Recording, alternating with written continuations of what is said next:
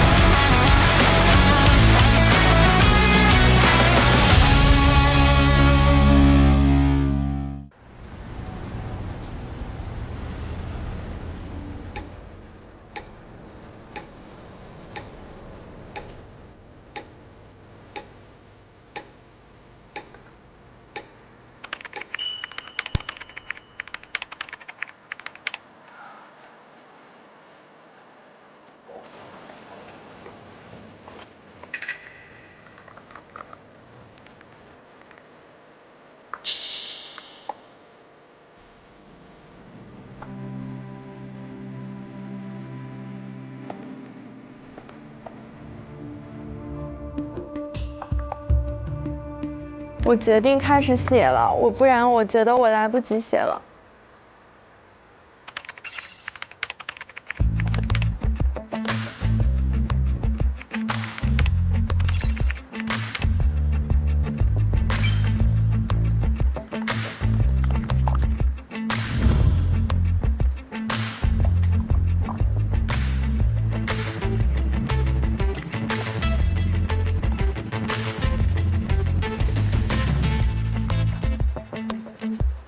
我们这个案子主要的争议点，就像关大律师所讲的，其实原告人和被告人的案情是没有说正面的交锋，就是各有各的说法。原告人的讲法就是，我就是一个受害人，被骗的情况之下，把这个款打过去了。Yes, but that was for the purpose for purchasing this car. He told me if I don't give this information.The escrow service would not go through. Therefore, I don't have a choice. 而被告那一方呢，就是说他其实也是个受害人，我也是被人利用了，我跟这个诈骗是没有关系的。你有什么证据说我跟这个有关？我收到这个款项是一个正当的款项。Received everything that looked ordinary. It would be very strange for someone to have copies of someone's ID card, address proof, and all the other company documents that we requested on this occasion. So we had no reason to suspect that anything strange was going on. 所以中间会有一些 legal 的一些法律的争拗，对，有一些法律的观点，有一个叫做 unjust enrichment。这法律的问题就是他们现在需要处理的问题。对。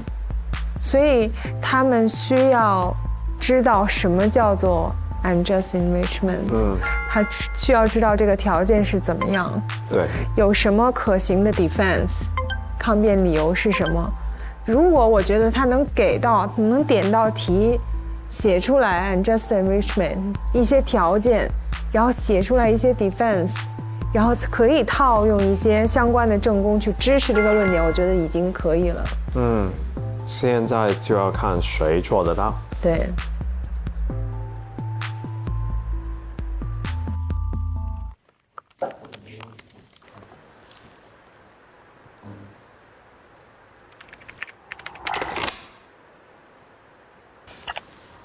可以试试不当得利。对呀，我就跟你说 equity 里的 unjust enrichment， 很多人这么打，但是你这么打这个案子真的太复杂了。我的意思是在案例检索的时候可以试试这个思路，就是我剪完之后发现整个思路又被打开了，就是有一种想先把手头的事做完，但是思路在不断的被打开。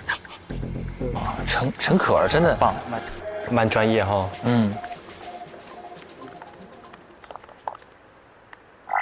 不当得利，你看，徐婉婷写了，他们仨都有了。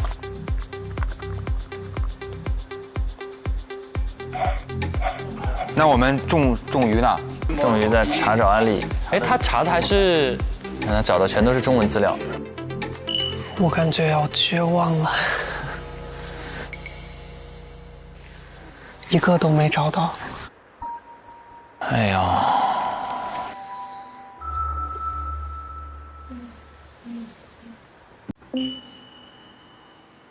哎，我的妈呀，这些细节真的是。你有找到案例吗？我找的案例没有很贴合，就是没有那种贴脸开大的感觉。好难找啊，现在给我。他是对自己要求高，他们得怎么找啊？是有一个资料库可以自个儿去学，会有这种数据库。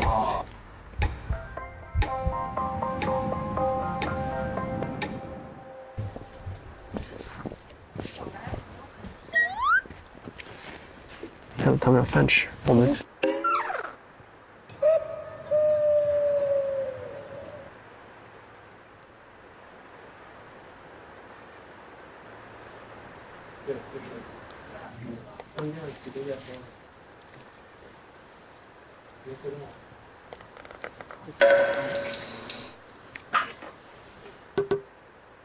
你要汇报吗？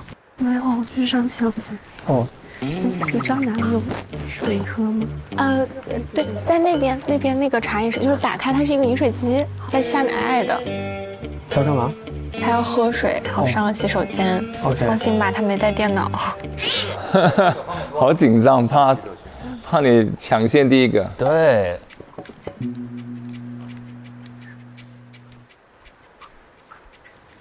我也想喝水，但我不敢去。因为那边是呗，说不定还能套点有效信息。No， 这种作业一般在学校里至少得48小时的门吧？那要不然怎么当 barista 是吧？没有这个能力，怎么赚这个钱？说得好。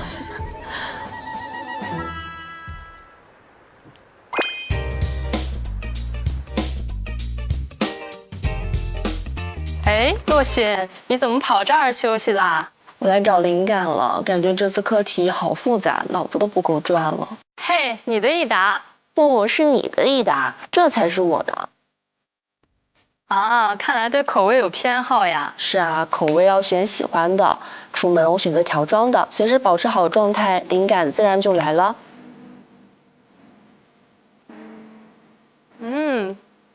确实，佼佼一答，所有难题都会变得易答。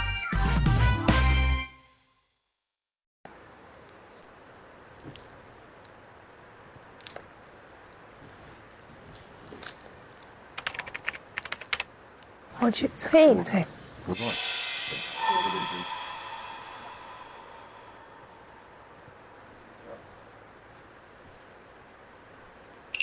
同学们加快速度哦，我们还是要注重效率的。好。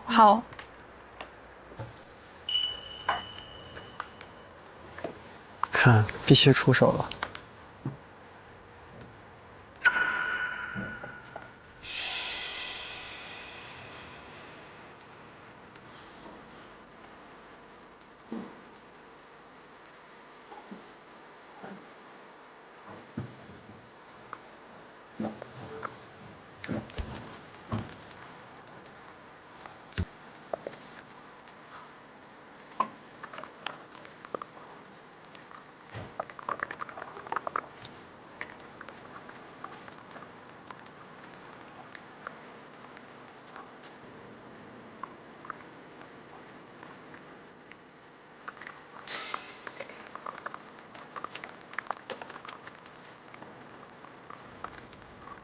继续努力啊，各位，加油加油！好。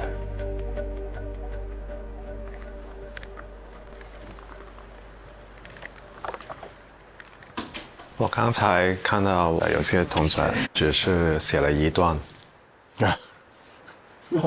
现在的时间是11点，其他同学好像是向着一个正确的方向的，但是不知道还需要多少时间。他就说还行，就时间慢了一点的嘛。他们不教，导师也不能走。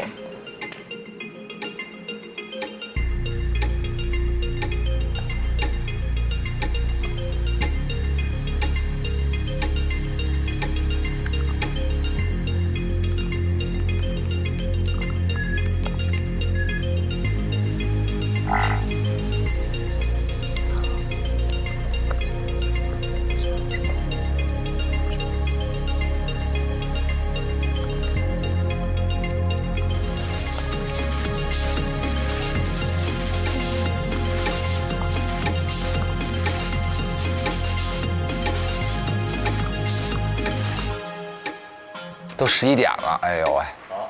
有人，我感觉，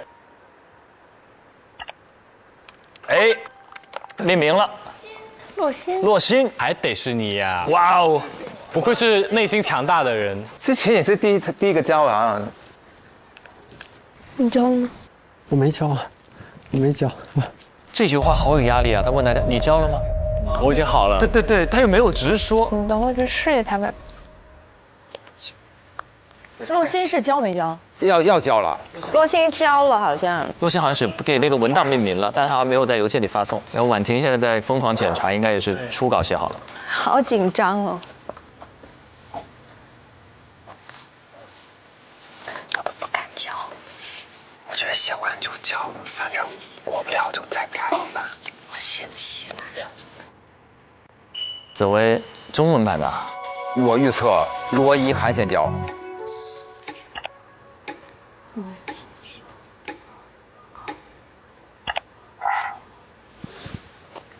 就这样的。写了多少？1800，你写多少？我写了英文1400，差不多啊。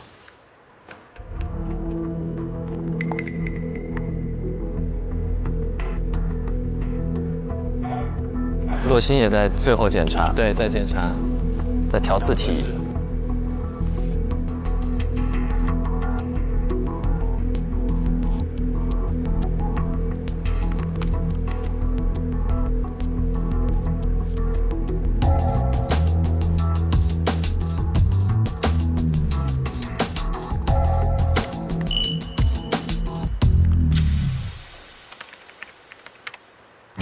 第一个只要一发，第二个就会非常快，因为马上所有人压力都对会说，就等着第一个。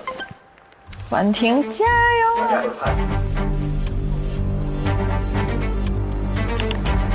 哦，按了。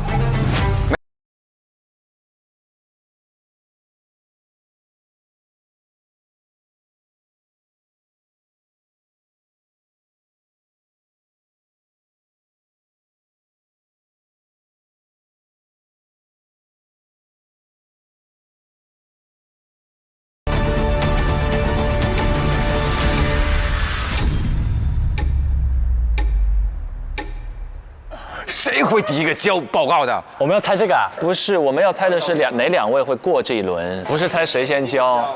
当然，这个因为你猜谁第一个交，其实也相关。相关。对，因为先交的就有可能会先过。对，我现在觉得一涵能交。OK， 这样，我们先聊一聊刚才 VCR 里呈现出的一些好玩的地方，然后最后我们来做出这一轮我们的选择。因为一开始的话是个个人战，但是超乎所有3个代教律师的想象，8人坐到了一张大桌子上聊起来了。大家怎么看待这种在竞争当中，竞争对手突然向你伸出援手的这种情况？你会伸出援手吗？你会帮你的对手？我会伸出一个不，因为他伸出了援手。小何律师，你这是何必呢？对，你们会吗？我觉得肯定啊，人家跟咱们一块儿，我觉得团队合作最开始得知道别人怎么想的呀。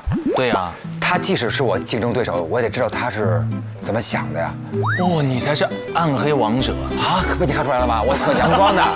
他是《孙子兵法》知己知彼，摸一下大家的那个进度到哪里。我要是这样，我反而会先问那个竞争对手，你现在做怎么样了？需要我什么帮助吗？一定要先问竞争的人需不需要我帮助。志远问那个文宠，志远问那个可儿吗？他第一个问的时候，不知道他是有问题还是没有问题，他好像是一个主动的，就是提出了帮助。对，这一点上志远显得非常有格局。我现在都记得他那句话，他说：“我知道这是个个人战，但我愿意跟你们聊一聊我听到的。”对，你们不会吗？我是这样的，我自己有一个判断我要不要帮竞争对手的衡量的一个标准。哦，如果他的这个问题会影响到我们竞争最基本的一种公平的时候，我会帮他，因为这是我们竞争这个项目最基本的一个元素，就是我们必须得大体的知道这个案件到底在发生什么，才有了竞争。就是因为我觉得如果在他不公平的竞争的条件下，如果我赢了，我觉得这个行为不光彩，我理不直气不壮。哇，你对自己要求这么高！我希望就是大家是公平的，基本条件是公平的，所以你也不占便宜，你也不占便宜，也不要吃亏的，我不要吃亏。你看这个理念就跟我完全相反。我觉得很多时候大家拼的是一种能力跟幸运，就是谁的能力跟他的幸运同时在这个点上的时候，谁就可以先赢。可能我的那个理解就是在于，我无论这个比竞争是输是赢，但我每一个都要它是相对公平了，掷地有声、有理有据的，输我服。他要的是过得去自个儿心里这关，心里这有良心。OK， 这个很酷。两位呢？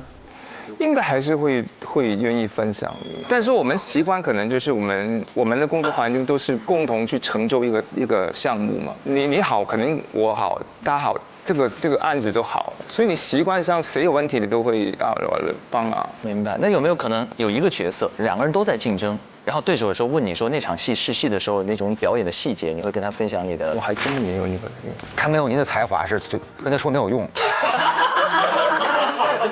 对，我懂，就是不是，就是我讲的，你真的未必是知道我想什么，不一定，但是你愿意分享是没问题。他没这么数据化，就是文艺行业没这么数据化，这个肯定还是有。这个太白纸黑字了，高度理性啊。阿曼姐呢？我觉得有限度的沟通是分享是可以的，那毕竟是竞争对手嘛，对，那但是内容可以分享，但是我出什么招我不会告诉你了啊，这样分享基本信息。但其实志远他是有主动的去提，他是讲说那个，因为其实在这个案子里面，其中一个争议点就是不当得利嘛，因为如果是从原告方，然后他能够证明被告他是一个不当得利的话，其实变成他就有一个责任要去返还，然后这就是他们当时有在检索，然后包括那个卜律师他有提到这一个点。其实我刚才看 VCR 的时候，其实志远他是有主动在跟可儿讨论的时候说，要不要去试一下不当得利这一个点。所以他其实我不知道之前他们的是一个怎样的背景下面讨论的，但是其实刚才有展示出来，他是主动的去提，所以反而我有的时候也就刚才回到是说，竞争的时候是不是要去伸出援手？其实有的时候我觉得每一个律师的职业路的话，它其实是一个马拉松，它并不是一个短跑。反而我个人的是坚信是，优秀的竞争对手其实也可以让我们成长，因为没有敌人哪有英雄啊？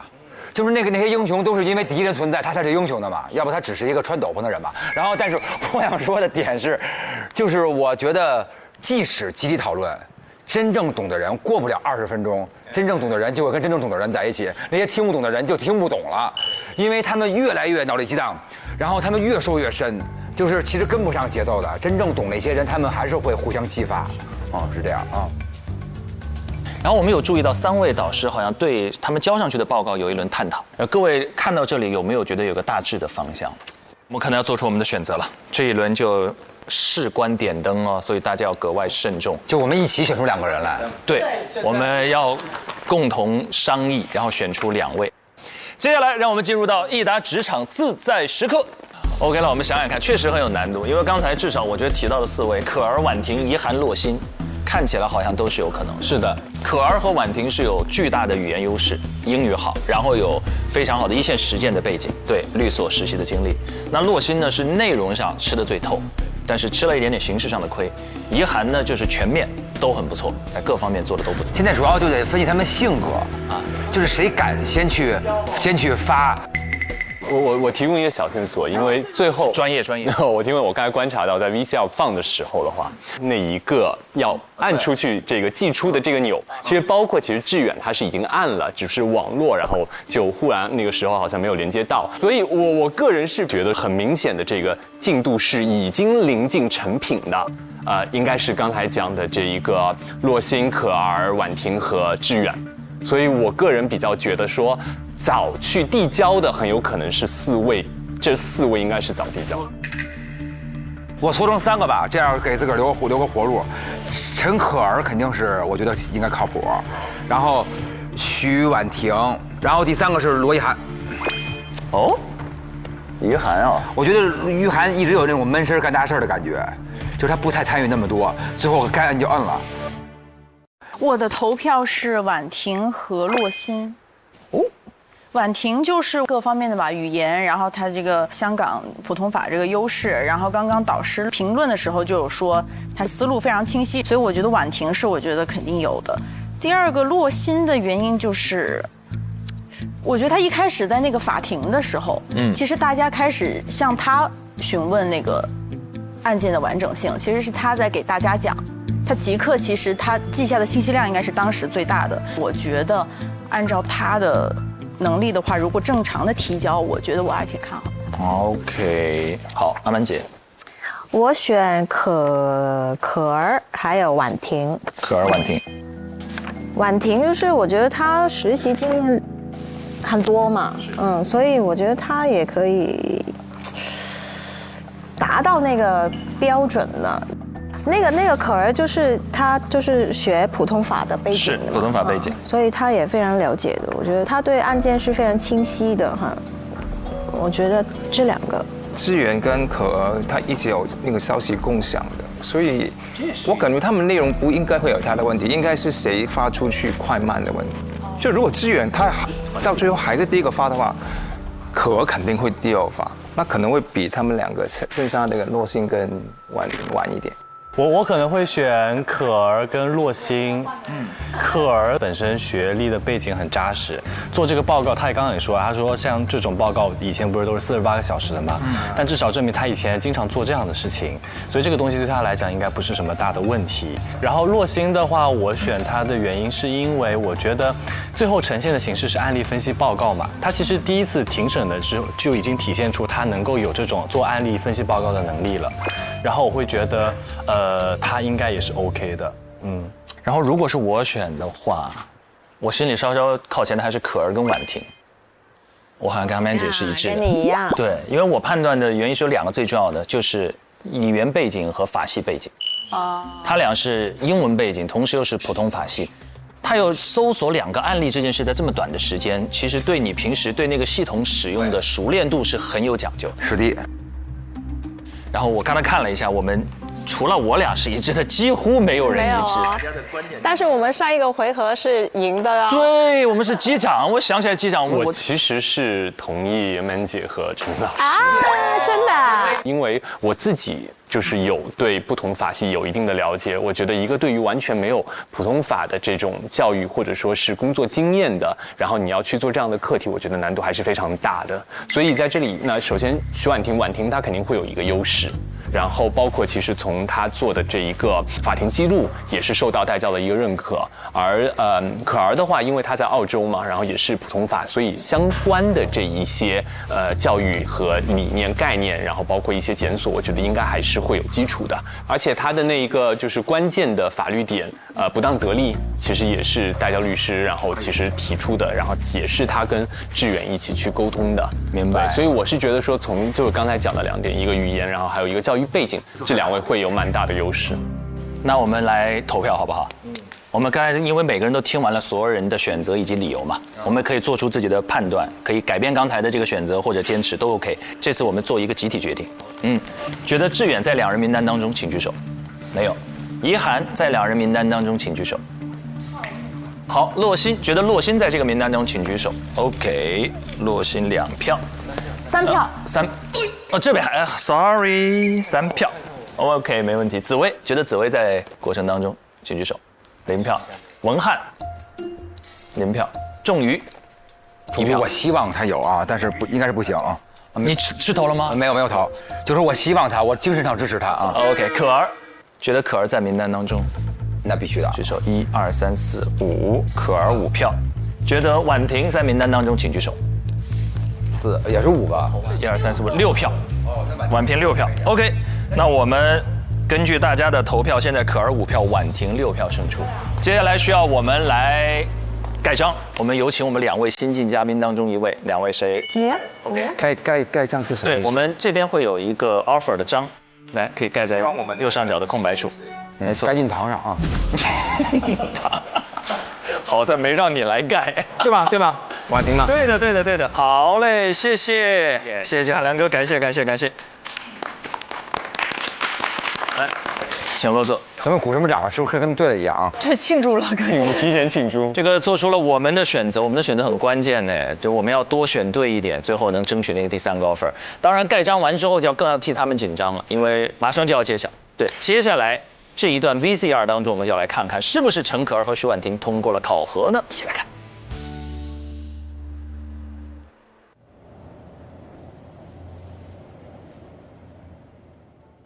我还没有接触过适用于香港普通法的案例分析报告，不知道跟我们常用的规范有没有什么不同的地方？我觉得你可以试试用 AI 来找一份案例分析报告规范。这台惠普星 Book Pro 14的惠小微智能助手就有这个 AI 搜索和文档生成功能。你看，这样就生成了。这么方便，比我们自己写更快更全面。它的 AI 能迅速处理和分析庞大的数据，帮助我们更快地找到自己需要的信息，还可以帮我们把想要的内容像这样生成文档或者 PPT。开会的时候可以帮我们记笔记啊，归纳会议纪要。我觉得有了 AI 的帮助，工作效率能提升很多。一会儿我也要试试，惠普 AI PC 真的可以帮我们节省很多时间。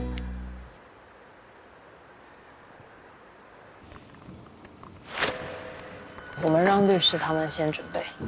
哎，第一封是谁？收到的是谁的呢？很有可能是志远的，我感觉。准备好汇报了，那就去1号会议室。可以。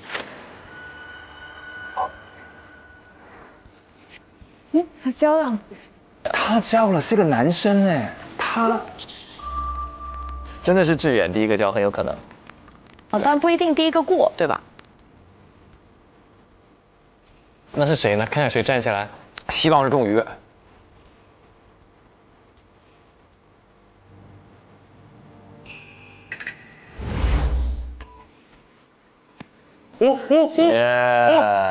真的是志远已经递交了，肯定得是他。我有发邮件给你，对，还没收到。OK， 加油！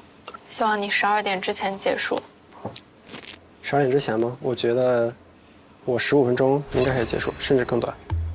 你看可肯定第2个就交了。各位律师好。久坐。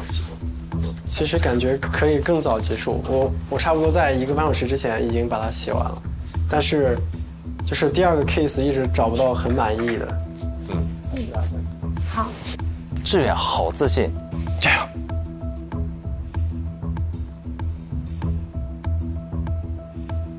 各位律师你们好，我叫向志远，是 Eric。下面由我来从原告律师的角度给大家带来今天的庭审分析报告。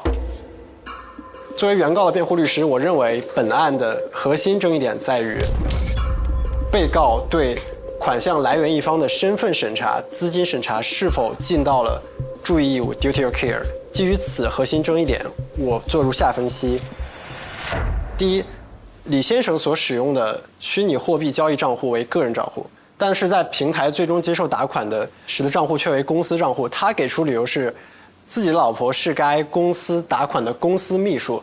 但是我们应当注意的是，公司秘书他并非公司的 director 或者 shareholders， 他在未经授权的情况下，他凭什么可以代表公司做出打款的行为？这显然是不合理的。更何况在被告所管理的平台当中，他有明确提到说，对于个人账户和公司账户合规要求是不同的，他要求提供不同的文件。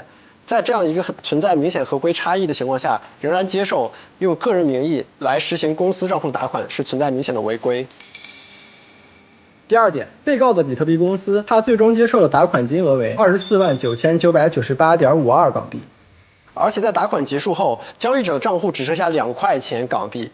购买比特币更多是像一种投资性质的交易，而这种近似于清空账户的行为，我们认为它更像是一种资金的转移，而非投资。这种异常打款方式和奇怪数额应该引起被告警惕，尤其是比特币这种经常被用作洗钱犯罪的犯罪工具。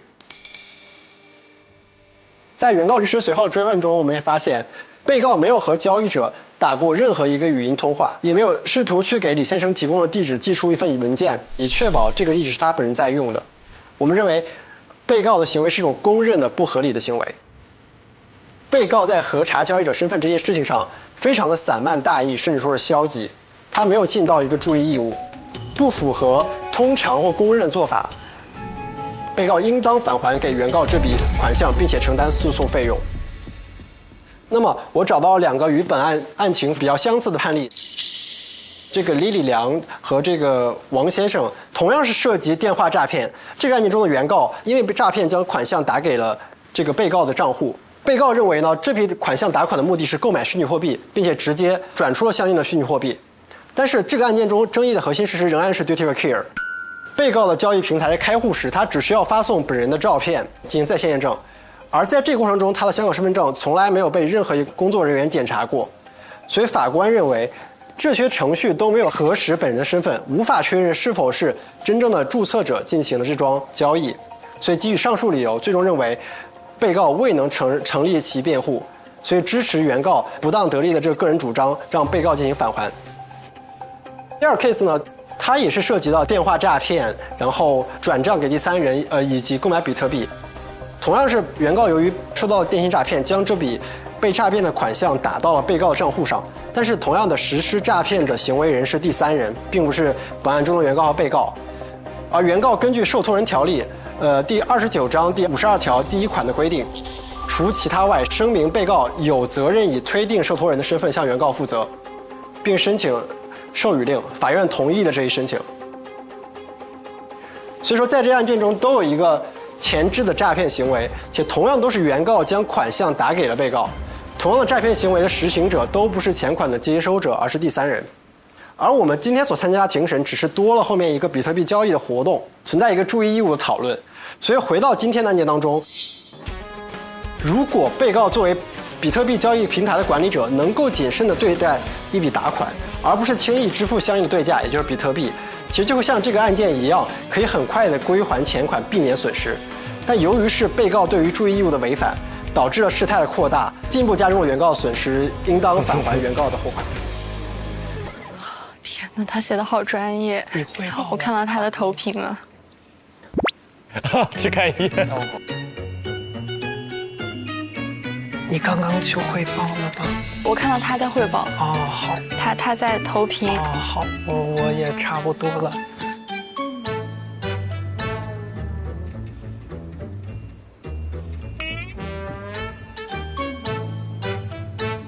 他的那个语言就是感觉非常的像，是一份专业的法律分析报告。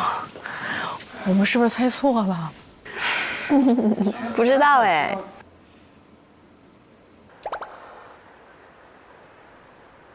好的，谢谢你的presentation。你现在可以暂时离开一下，我们3位会就据这个议题讨论一下。好的，好的。之后会通知你。好，谢谢。好。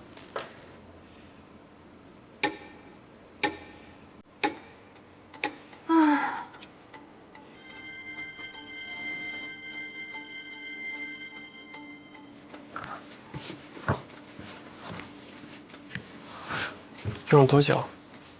感觉咋样？感觉还行吧，普普通通吧。我看着你的那个，过了是吗？没，他说在等结果。啊？上洗手间吗？不是即说即告诉的。不是，我上洗手间。所以他从项目到现在没上过刑警。对，怪不得他也不敢喝水，这是真正的职业律师的素养。超长待机人。你叫我吗？我没有。你没有叫我没有。我不想叫。啊，还没有交啊，婉婷还没叫。What？ 嘿，交呀！我们章都改了，你不交？婉婷。其实我想的好简单，我只是一些理论，我也找不到一个很好的案子来 support。对啊。OK。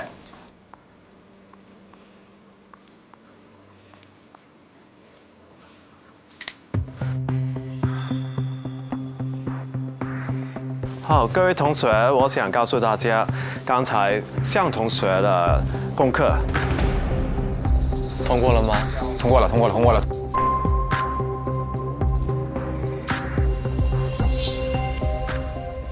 已经通过了，所以向同学，你可以先走。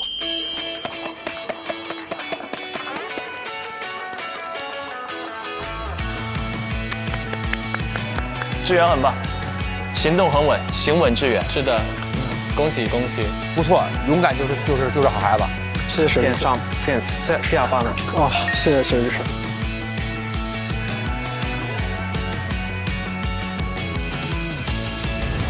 我觉得很惊喜，一个非常大的惊喜。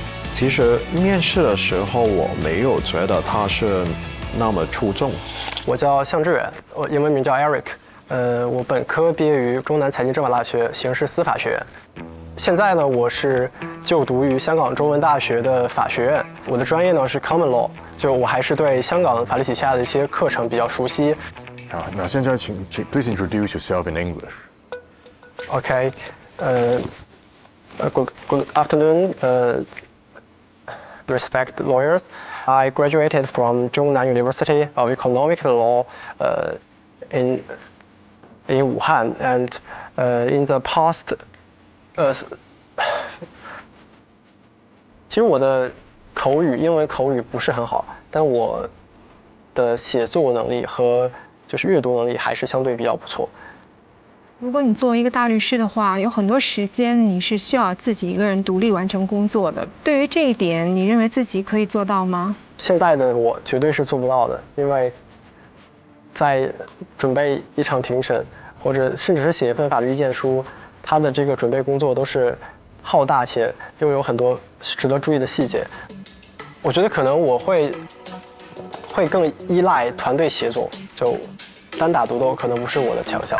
可能我的真正的法律底蕴并没有足够说我能表达出那么多，就是我学到的东西还不足以我输出那么多的内容，所以说我也希望在香港继续深入的学习香港法律。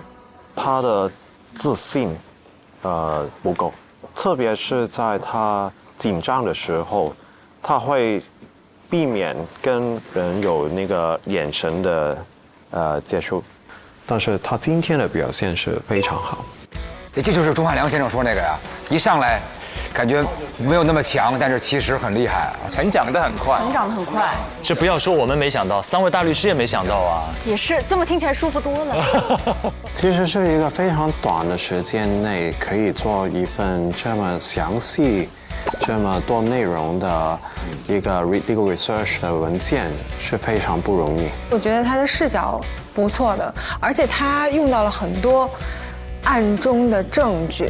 那他是非常快的一个，非常高的。对，就是光大律师非常喜欢的那种。非常好。因为他其中有一个观察，就是他留意到我们2个人的案件方向根本不同。第一位律师主要是问 negligence， 然后后面的一个案子呢，就是问他作为平台是不是应该有 suspicious。他们的交锋没有那么直接，但是都在想要证明其实对方是有过错在的。对。我的专业呢是侦查学，它除了涵盖传统的法学课程之外，它还有一些很特色的课程，比如说物证技术学，比如说法医学，还有犯罪心理学这些，能够提供给我一个更广阔的视角。我自认为是一个还可以的辩论选手。我觉得我的高光时刻就是在和20多个学院共同竞争的时候，我们在最终代表我们的学院喜事司法学院拿到了这个冠军。哇，厉害厉害厉害！其实，在这个社会，任何时候都要争。如果在竞争的过程中，我能让自己更靠近竞争的那个最佳标准，其实也是对我自己的一个反哺。也许会害怕，但是没关系，我们就继续做就好了。我们一致通过了。一致通过。侦查学就是大侦探那些，是对口，专门对口，刑事侦查。那他做刑辩律师岂不是很有优势？你去吗？你还没去？你教我，是我直接去吗？直接去。这有什么？因为有人会教我。他会反问吗？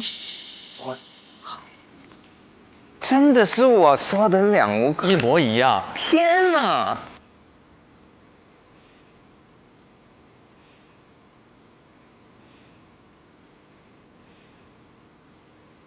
你们怎么样了？我也不想翻译。我觉得我的论证不够严实，我的案例我觉得找得很浅显。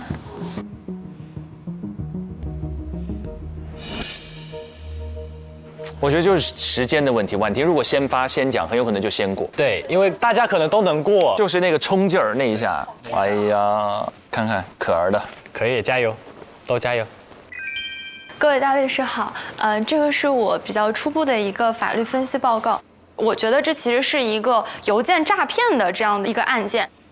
我大概主要分析的是我的第一个 claim， 就是我认为它是有违反了自己的注意义务，并且导致了我们原告财产的损失。第二个，我认为它其实是属于一个不当得利，然后我们可能就是可以通过这个衡平法的方式去提出我们的第二个 claim。第三点就是说，因为这个钱款它经过了多次转手，它最后进入到的其实已经不是它最初的形态了，它已经变成了比特币，变成比特币以后又去往了3个不同的账户。那是否我们去向现在的这个被告这样去 claim 的话，是否还能把这个钱款拿回来？然后第一、第二个点，我分别用了2个案件写在了最后。第一个案子的话，我用的是 Excel 的这个原告他的这个案件。第一个点，也就是说，到底这个被告他是否有这个注意义务？其实 SFC 有进行过在我所列出的这一条下面的要求，说它其实也是需要说去做一些尽调的义务，包括说他可能要去了解客户他到底有没有一些潜在的风险啊，去验证他提供的这些信息是否是准确的，来规避一些这个虚拟货币交易的这个风险。我觉得这一条还是跟我们的情况其实是比较适配的。第二点呢是说，他为什么违背了他的这个注意义务？如果说他去做了一些合理的验证的这些行为，他并不会去开这样的一个账户，因为很明显他的这个信息并不是他本人所持有的。我其实也知道李先生之前签署过一些文件，但是我们当不停的反复的去问到这个被告，他到底有没有去验证过这2个签名之间是否是类似的，他是非常含糊其辞的说，我本人没有，但是我们公司的可能某一位员工有，但是真的要问到是哪一位员工有，他无法提供一个姓名，更无法提供相应的证据。那我认为他所做的尽调的这个流程是绝对是不完善的。下面一个的话，因为不是我的主的要打的方向，我就比较快的去提了一下。一个写的就是侵权，一个写的是衡平法。衡平法下的这个案件其实也跟我们的情况说实话很像啦，它也是一个诈骗。我们如果要去打不当得利，我们可以去打的这4个要素。第一个点说他是不是有不当的得利，那确实他作为一个平台，他去做这种交易，他不是公益性质的，他一定得到了相应的利益。然后第二呢是说，我们的这个原告有损失的情况下，他得到了这种利益。我觉得虽然说他不是直接的说我们的损失即是他的得益，但是也是一个系列事件。第三个点就是说，为什么他是非常不当的这个得利？因为他可能没有办法完全的去说我是一个在一个非常 good faith 的情况下去做的这件事情。他非常的难站住脚，在这一点上说，完全就是为了你们的好处，我自己根本就不想得到利益，它就是一个交易平台，它就是靠这个东西来赚钱的，所以这个点我觉得对方是没有办法来回击我们的。下面一个点也是说，他是不是能够有任何的这个 defense？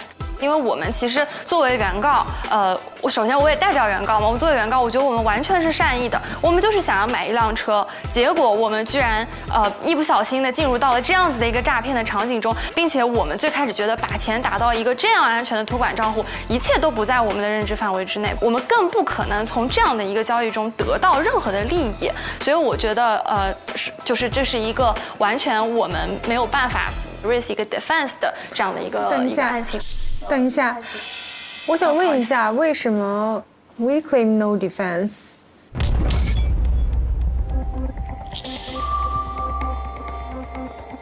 sorry， 我觉得确实不应该是 we claim， 就是我认为对方不能有一个 defense。原因是什么？为什么？因为 the plaintiff P 是 plaintiff。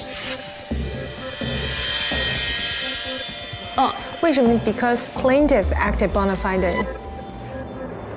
因为我不知道是不是我记错了之前学的不当得利里的这个 defense， 因为我记得不当得利里的 defense 是，如果这个原告不是 bona fide， 或者说原告也从这个交易中得到了一定的利益的话，他就会有一个相应的 defense。是谁的 defense？ 就是是被告可以 raise 一个 defense。他的 defense 是什么 ？defense 是原告没有善意的去进行这个交易，并且也得到了利益，并且原告也并没有支出任何金钱。我不知道是不是我记错了这个要素，反了是吧？对，反了，应该是被告他是善意的，所以他就可以去抗辩。请继续啊，不好意思，因为这个点写的比较快，直接那个。然后下面是我用到的几个案子，然后第三个其实不算啦，是 tracing 的一个小的一个案子，一个提到的一个案子。完了，在心理上已经受影响了。好的，谢谢。我想跟安妮大律师请教一下，就是这个点，我的错的点，可能我想改一下，就是了解一下。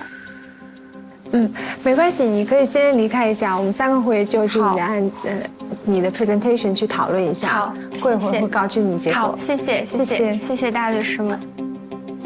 这个也很公平，对吧？如果我允许你现场改的话，是不是对其他人会不公平？他刚才那个点致命吗？好难呀！都记错了，应该还是致命的吧？对呀，反了都。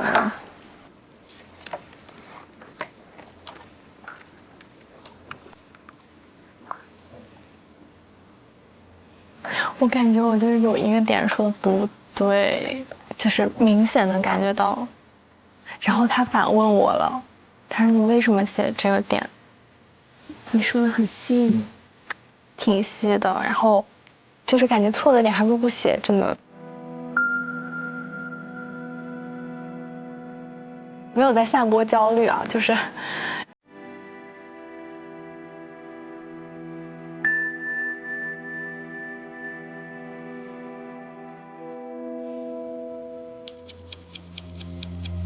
他让我非常的矛盾。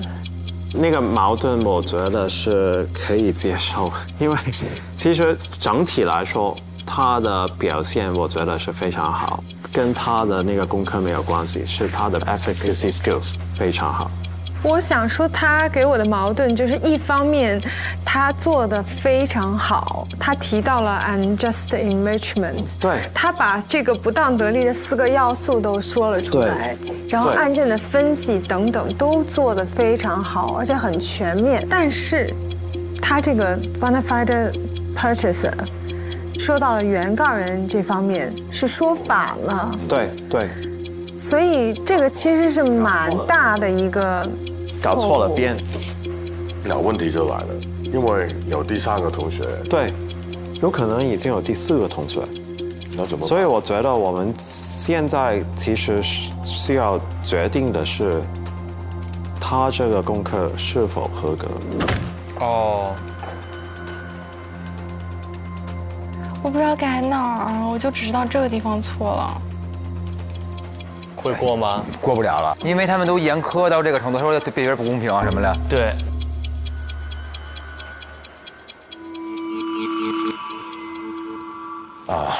你没有通过，但是你可以改。我们要看看第3个同学是谁。好，你还有机会去改的。好吧。应该是你。他说不是我，他说我是第4个。已经有4位了，那是婉婷没有去吗？婉婷吗？婉婷站起来。洛心吧。山。洛西，如果可儿能够很快的把那个点改回来，快速递交其实还有机会，但前提是要洛西过不了才行。结果终于过了，结果终于过了。对啊，结果吧，我不知道嘛，也许。我觉得洛西应该就能过了。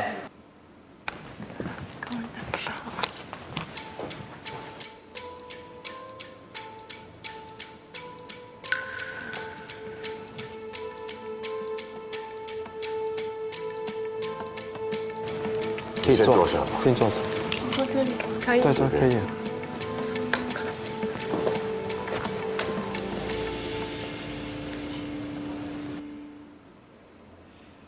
这个是我的庭审分析报告。主要的法律争议，我根据检索，我认为就是对于本案来说最有利的2个争议，应该是原告是否可以基于建设性信托向被告索偿。第2个是原告是否可以基于不当得利向被告要求赔偿。那么我找到的第1个案件，它是一个电邮诈骗案的受害者，然后这个原告他也是跟本案类似，是由一个身份不明的诈骗的人去向他进行欺骗，然后他在这个情况下面向第1被告人支付了大概是136万的美元，然后向第2被告人支付了25万美元。这2笔款项最终汇入了被告在香港的银行账户，然后法院最终是做出了一个判决，做出了这个有利于原告的归属令。在这个案件里面，法院他对于这个法律进行分析，他提到了一个在欺骗案件中推定信托的一个分析。他认为在这种欺诈的案件中，推定信托是依法产生的，它源于就是受害人转账，并且由这个收款人收到，因此他认为收款人银行账户中的资金在公平情况下面是可以追回和可追踪的。法院他指出，就算是这个收款人不是欺诈行为的一方，如果说这个收款人他知晓此事，而且认为扣留这个款项是不合情理的，那么受害者是有权去追查补救措施的。法院在当时的那个案件里认为它是一个明显的欺诈的案件，所以这个被告他应该是知道他们无权去收取或者是扣留原告的款项，然后扣留该款项是不合情理的。那么对于本案当中的话，首先就是关于第1个，就是原告他是认为自己的这个转账是跟车辆购买交易有关的，他明显是属于一个欺骗的情况下面将这个钱款转给了被告。然后第2个是，虽然说本案的这个欺诈者把相关的身份信息通过网络发送给被告，但是这个身份信息从来没有得到任何的真实的验证，原告也声称没有跟被告进行过见面或者是任何的语音通话。在这次的交易之前，原告也没有跟卖方，也就是这个欺骗方有过任何的历史的业务往来。另外就是关于这里可能会有争议的第4点，就是关于这个被告没有已知或者已建立的业务。我认为在本案当中，就是虽然被告他有从事这个加密货币的这个业务，但是在庭审中他是表明他没有在主要从事这个加密货币业务。所以我认为根据这个裁定的话，我们可以在这个案件中去以这个建设信托的方式主张，就是原告这个转移的款项它只是存放在被告的账户中，而被告没有任何权利去扣留他的款项。太稳了，这女孩。哇，这个更清晰，很完整哈。对，你就能听懂。听懂，我听懂，对对，都快说服我了，真的。第2个案件是关于一个电子邮件的欺诈案件。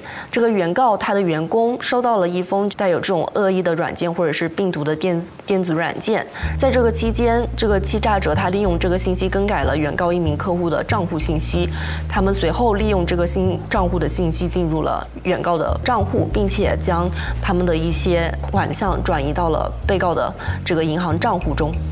然后关于这个案件的法律分析的话是，法官对于这个不当得利索赔的一个要求，他认为根于事实错误支付的这个款项，它在表面上是可以予以追回的，但是它的前提是付款人无论如何都无意让这个收款者获得该款项，而且该款项的支付并非出于善意，而且这个收款人他并未善意改变其立场，所以根据这个案件，他总结的要件应该是：首先，被告他已经获利了；第二是他的这个获利是以原告的牺牲为代价的；第三个是他这个获利是不正当的；第四点是不存在让他们有权获得这个获利的抗辩理由。那么在本案当中，首先原告的这笔款项转入他的这个账户，肯定是会让他从中获利的。然后他的这个获利明显也是基于原告的损失当中是以他的牺牲为代价的。在本案当中可以证明这个被告他获利不正当的点，主要就是在于交易中他们已经察觉到有一些疑点，比如说这个签名其实可能对不上，以及他们在同一天进行了多笔款项的转出。而被告却并没有对此进行任何的尽调，或者说实质的审查，因此他这个获利并不正当。然后不正当得利的索赔，他的一个通常的辩护就是立场变更辩护。如果说一方的立场他已经发生了很明显的重大变化，那么要求他去赔偿或者是全额赔偿，可能在某些情况下面是不公平的。因为这个支出可能是他们在正常经营中发生的，也就是说，并不是这个被告他将相应的比特币转出就一定能够让他的这个获取原告的这笔资金的这个行为正当化。他在这个过程中并没有去履行一个谨慎的义务，去核查这中间的一些交易的细节，所以在这个过程中并不会让他有一个重大的立场变更，让他获得有获利的抗辩理由。所以我认为根据这个案件，其实原告在本案中也是有权去主张这个不当得利的，根据这一点的话，被告也应该去偿还原告的这个案涉的款项。我都想鼓掌了。对，就是我一个完全没有学过普通法的人，我觉得听他分析我是能够懂的，像 AI 一样，我感觉环环相扣。我的主张，我的案件里的特点，几个要素跟我们案件的关系。最后我的一个看法是，教科书般。做完了，我觉得他回来。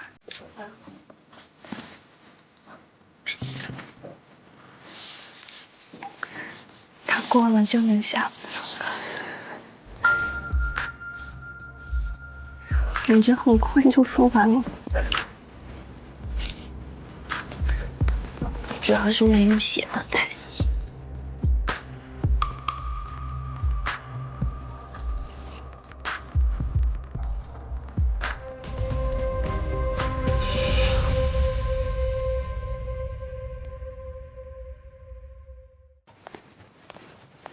我觉得是过了吧。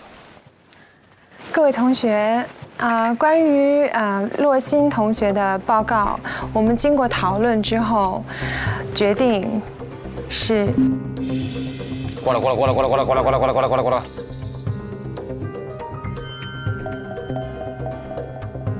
是通过的。哎，又开心又哀伤，这，我们全错，回家。我想讲他说的点，就是我所有想要的点。他说中了2个，一个是 constructive trust， 一个是 unjust enrichment， 并且他第2个点他还谈到了这个 change of position， 就是立场变更，这个就是对方最有力的一个辩护理由，所以他点点都很到位。洛同学没有任何 common law 的基础，对吗？对，但这些普通法的这些 concept 他用得很好。卜律师的脸上的笑意根本盖不住。对，我自己是没有可能做到他那么好了。各位大律师好，我叫洛欣，我本科毕业于清华大学法学院。我的家乡是一个湖南的县城，我通过竞赛考试考入了省会城市最好的初中和高中，在2018年的高考中以全省文科第11名的成绩考入了清华大学法学院。在校期间获得了清华大学优秀新生奖学金、ICC 国际刑事模拟法庭的英文比赛，获得了全国1等奖，清华大学暑期的模拟法庭的最佳辩手称号。太牛了！我从高中时期就对普通法非常感兴趣，在清华大学期间选修了我们学校所有的普通法课程，并且都获得了满绩的绩点。哇哦，哇塞，洛欣这个表现，清华法学院的招生广告啊，这是，好厉害啊，很佩服。你肯定是一个优秀的学生，但是其他现在在争取这个 offer 的学生全部都是优秀的，那你会害怕竞争吗？我不会把他们看作我的竞争者，我会把他们看作我的伙伴和我的一所学校。我可以从他们身上学到更多我自己没有的优点。如果说他们确实比我更优秀，那我觉得我应该感到高兴，因为我可以跟他们站在同一个平台，我可以从他们身上学习到我现在还不具备的一些能力和优点。他真的是一个非常有自信的人，这个自信会为他带来成功，非常 impressive。我们一致通过了，通过，所以其他同学也都可以一起下班了。恭喜恭喜，婉婷，他甚至都没有发，很可惜，可惜，可儿一个点，对，很棒。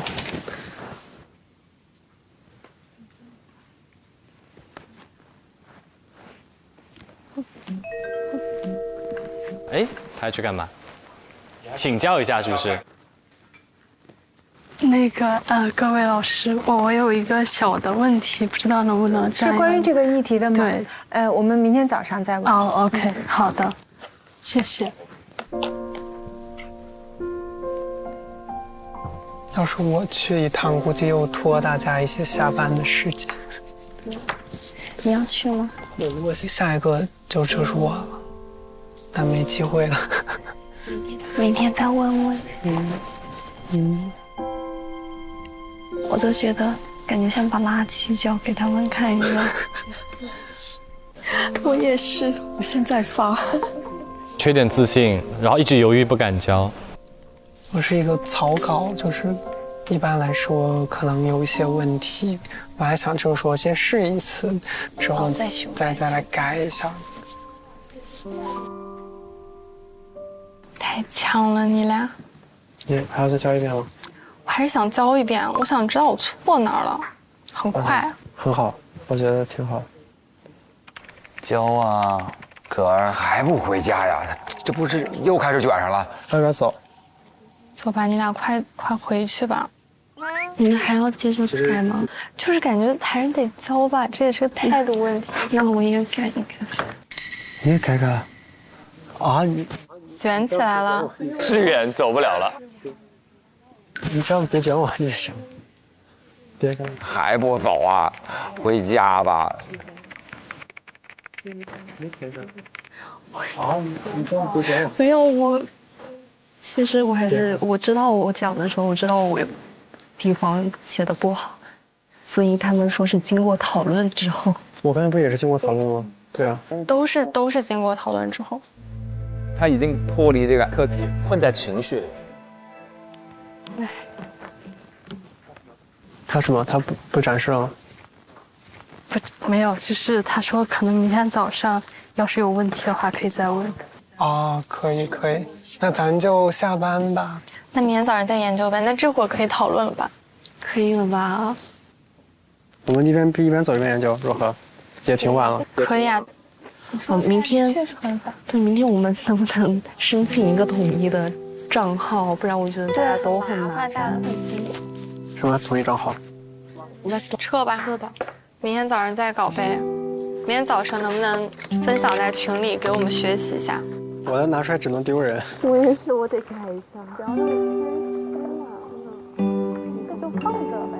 我觉得咱俩的座位挺好的，就像以前读书的时候跟学霸环绕的感觉。可以下班了，早一点休息吧。谢谢。好，谢谢魏大姐。继续努力，继续努力，继续努力，加油加油！他可能还在适应这个环境，适应这个进程。是的，文翰，他跟大家交流有点少。你们饿吗？很饿，但是不想吃了。我觉得吃点吧，因为这样。我看各位姐就没有吃饭呢。我说我现在觉得我写的很差，所以我就先没交。我。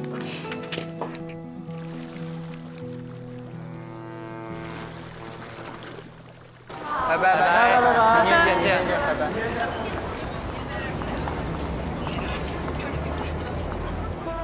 今天的难度，你觉得满分10分打几分？我觉得打7分吧。啊，就是我觉得也差不多。其实主要是咱们有点没适应过呀，第一次。你俩可能是没做过，我是没见过。各位大律师，下午好，我是王文翰。我本科毕业于中国政法大学，本科期间的成绩排名年级前10，以非常优异的成绩保送到了中国人民大学法学院。大2时获得过国家奖学金，大3时获得过有民商法诺贝尔奖之称的江平民商法奖学金，大4时获得过校优秀毕业生称号。然后在研究生期间，我的所有成绩排名都是以 A 的成绩结课，花费了2周的时间准备并通过了我国的法律职业资格考试。哦，那他其实也是非常优秀。刚刚那个江奖是非常难获得的，对。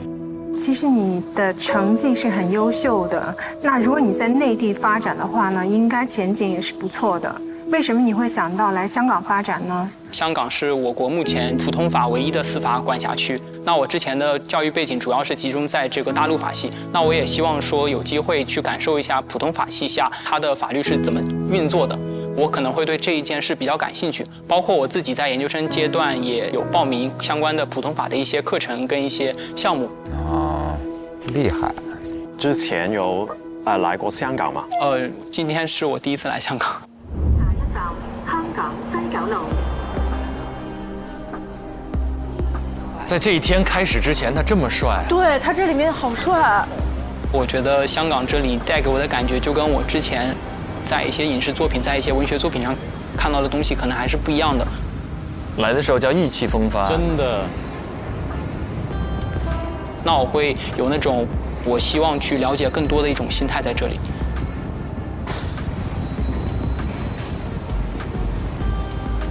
好像对香港的刑法暂时了解还是很在基础的阶段。对。那你会做什么来补足你这方面的不足呢？我本身的学习能力是非常强的，在香港这一个普通法我没有那么熟悉的地方，我觉得我的学习能力是能够帮助我去做这样一个工作。希望自己不断的去探索，不断的去冒险，不断的去尝试新的可能性。不着急啊，文翰，不着急。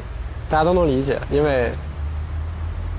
为香港佬还是挺跟内地不一样的。确实。他的英语的水平对我来说已经是不合格的。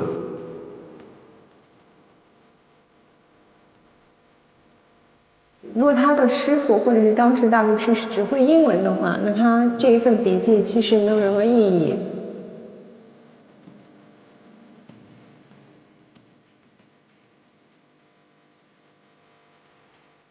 他对香港的法律制度真的没有任何的了解。他对面坐着可儿跟洛欣，你说这旁边还志远，这个位置就显得他形单影只，逼到角落了。我刚才看到王文翰，他只是写了一段。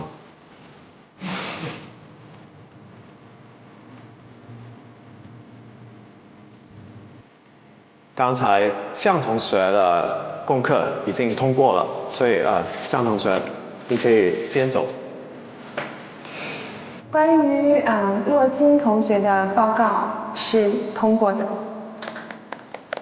他现在有点手足无措，对，猛然被抛入到一个普通法的环境里，他甚至连那个步骤都还没有弄明白。是的。今天整个庭审，我对事实没有一个把握，其实还没太搞懂。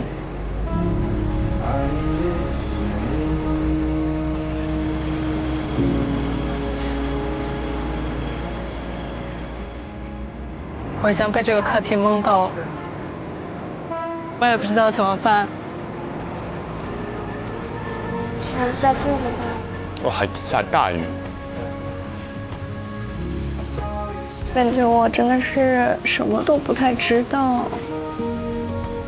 紫薇，哎呦我天哪！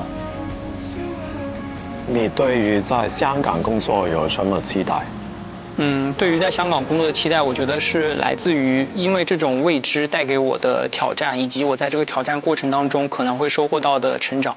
我自己的人生信条就是但行好事，莫问前程。我觉得更多时候，你把你觉得正确的事给做了，我觉得结果怎么样就其实不是很重要。I don't ever slow up. I don't take shit. I got no love for the fakeness. If you wanna play tough and wanna hate this, I'll always show up. I don't ever slow up, no I don't take shit. I got no love for the fakeness. If you wanna play tough and wanna hate. 哇，这一轮看完，又很开心啊，又很忧伤。对，开心就是优秀，是真的优秀啊。洛欣好棒，对不对？可儿其实也非常棒，小小瑕疵瑕不掩瑜，但是确实最后通过上遇到了一点困难。还有志远也很棒，志远太棒了，是不是有勇气又有能力，非常了不起，也很愿意跟竞争对手，然后跟实习的小伙伴一起去分享，格局很大。哎呦，但是。哎，我看到文翰他们这个最后的时候，内心也是特别揪。哎，可是我会看见文翰这样特别开心。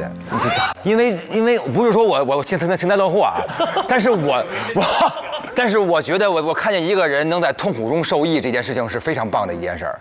就是我往往从观察类的节目里头看见一个人正在痛苦跟难过中受益的那个过程是非常激励人的，就是因为他不服输嘛，他马上他要去奋斗了啊。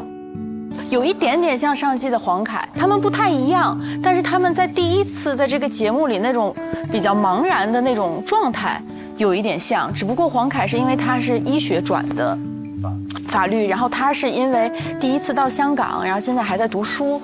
就像大老师刚刚说的，他们好像就是在实习当中会是收获最多的那个人。尤其是其实对于文翰，因为他刚才最后介绍他的简历，然后过往他的很多的这些获奖，他在中国政法，然后在中国人民大学，然后其实一直是一个，就好像我们一开始讲的，就是长着一张传统好学生的脸，真的对，所以可能就是从小到大他的学习成绩都是受到大家的认可，然后名列前茅，然后这次来实习嘛，第一个课题可能让他一下子就有点闷，所以说之后就要看他能不能他自己把自己的心态积极的调整回来。但是他最后让我心疼的是这种游离感，就是当那个窗外的那些城市灯火霓虹快速划过，这就一个与我无关。大家在这里讨论的这么热火朝天，进去汇报的就是义正辞严，但他觉得他甚至都不知道到底要从哪里入手，这种感觉让人非常心疼。而且刚才有讲到，这是他第一次来香港，对，所以在那一刻，就是种种因素，然后夹杂给他的冲击其实非常大。哎，不过咱们也不要老是担心他们，我们自己也很忧伤，好不好？我们此时此刻啊，我们还忧伤吗？我们这么火，我们忧伤在我们是这个猜错了啊！我们做出的选择的成绩跟文翰也差不了很多。哎，我们4选2选了另外2个。哎，咱们完美的避开了正确答案。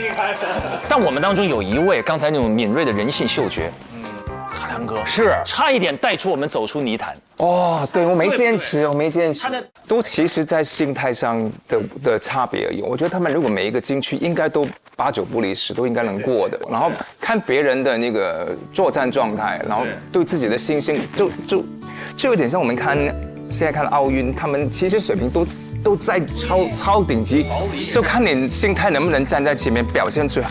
有那种霸气，好像就是这种感觉。是的，太这种感觉。哎呦，婉婷身上就缺一点这个劲儿。但他实习经验那么丰富，不应该对自己这么没信心。会不会就是他反而身上有这种包袱在？因为他是唯一一个，比如说经验又这么丰富，又是本地的人，他觉得自己加上去，然后又有很多错误的话，大家就律师们会对他有很高的要求，然后他就一直在不断的修改自己的。我觉得会有这样的压力在。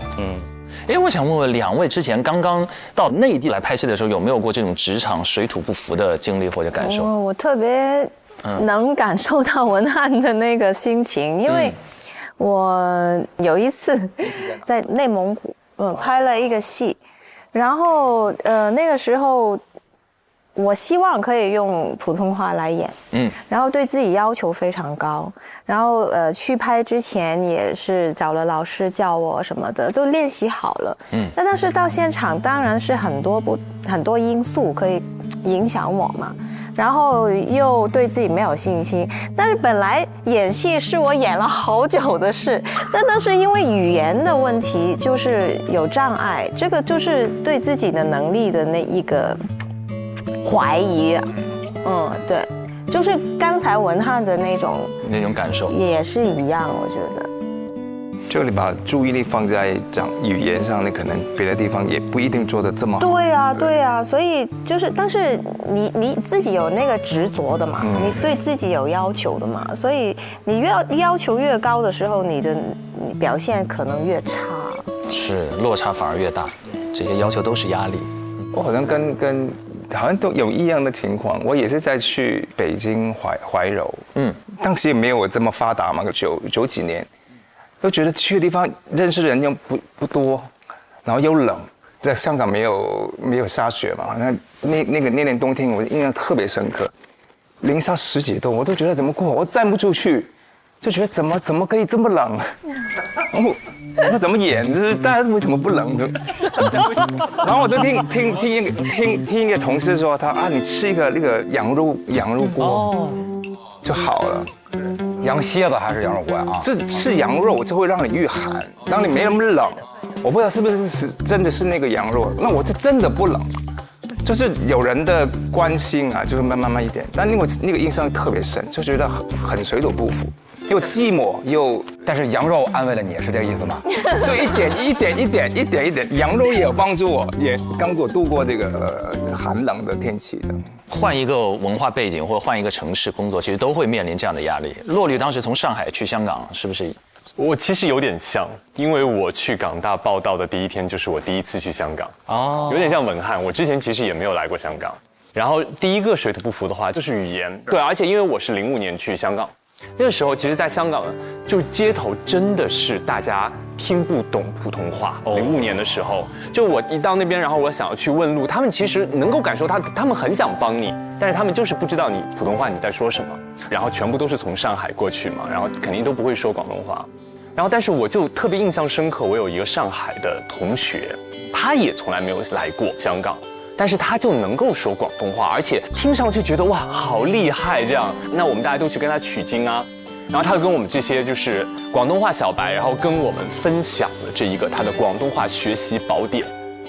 而且我觉得今天跟这个场合还有缘分哦，因为那个宝典就是Man姐的金枝玉孽，这当时我收到的这个，真的。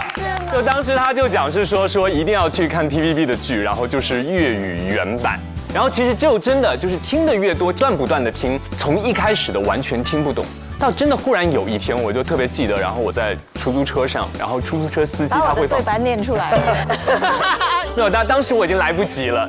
做梦说梦话都是跟 Man 姐的对话，是都是在那边听，然后今天特别感觉和蔼可亲这样子，对，然后就忽然有一天就是在出租车上，然后司机就在放广播，一下子就听懂了，就那一刻，所以我自己还是觉得说水土不服一定会出现，但是还是要去找方法，以及水土不服之后的话，就是用一个更加开放的心态，让自己融入到这个新的环境里面去。对，怎么度过？这个好，不服怎么办？不服也不能服，就是干，对，就是学，就是往前进，挺好挺好。我去年去那个英国有一个乐队，人家那乐队都80岁了，那个滚石乐队人都出道60周年了。然后我去那个个人发布会，然后人家看见我说这是介绍我是中国来的嘛，我英文也就那么回事儿，但是我就是莫名其妙老跟人开玩笑，然后人家就那意思说的是说他看见我之后觉得我像年轻时的他说 You just like young me， 我说为什么你要说我像杨幂？然后那个，然后我以为你看这就有人乐嘛，但是在那个现场水土不服啊，鸦雀无声，因为人家又听不懂我在说什么笑话，然后我就是很自然的要接了这么一句，莫名其妙啊。那时候就把手机杨幂的照片，对 ，You just like young me，You just like young me， 挺好，把这个攒到这里来讲，太棒了。我们的样貌都笑变了，我觉得笑出文翰的感觉来了。当然，开心归开心了，但我们不能叫旗开得胜哈，我们叫遇到了一个小小的挫折。没有像汉阳哥讲的，就是我们也是有成长。对，我太喜欢你们了，都给自个儿找理由，太喜欢这样的人了。我有一个非常巨大的收获，就是要相信汉良哥的直觉。哎呀天！我觉得下一期你压力大了，对，首席陪审员，然后带领我们陪审团投票。真的，我也要坚持，好，再一次。OK。那到这里呢，我们的第1期的节目也接近尾声了。今年的 offer 转战香港，不只是换了一个城市这么简单，因为对于所有的实习生而言，意味着他们步入职场的第一站是一个起点更高、难度更大的国际化的竞争舞台。这里有语言文化的适应。多维度的专业能力的需求，有他们跳出舒适圈的这种勇气，要到一个更高的格局来规划自己未来人生的这种要求。那中国新一代的年轻人必将面临更大的挑战，而他们接下来的故事同样也更令人期待。下一期我们的故事也更令人期待，下一期我们一定要一雪前耻。我们虽然错过了第1个机会，我们后面还有亮灯机会，点亮7盏，我们就可以争取多一个 offer 的名额，提供给我们的实习生们。加油了，加油！佼佼益达好自在 ，get 职场好状态。本节目由益达无糖口香糖独家冠名播出。好 ，OK， 今天节目就到这里了，我们下期见，拜拜，拜拜。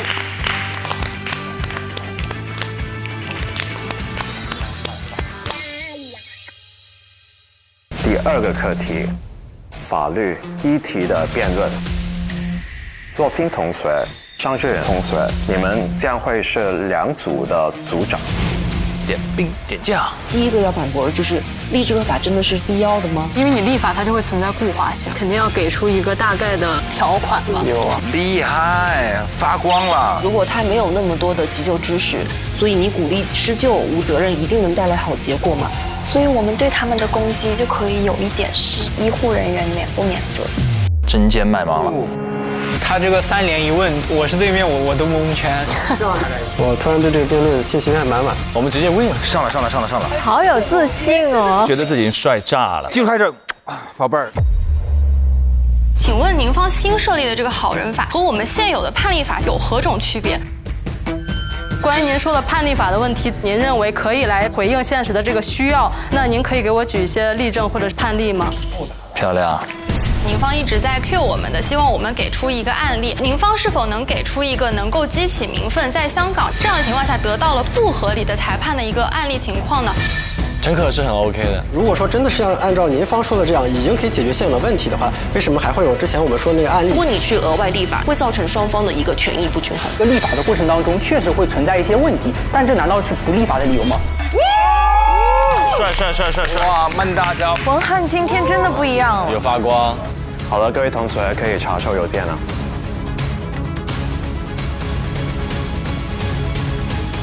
哦，来了。怎么每个人的表情？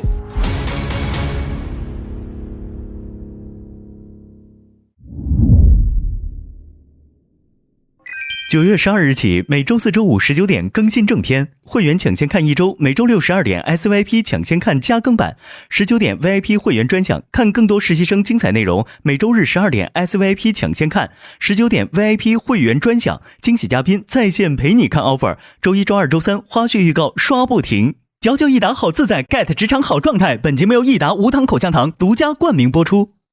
自信每一面，带感赢 offer。 本节目由百度帮阿达帕林凝胶赞助播出。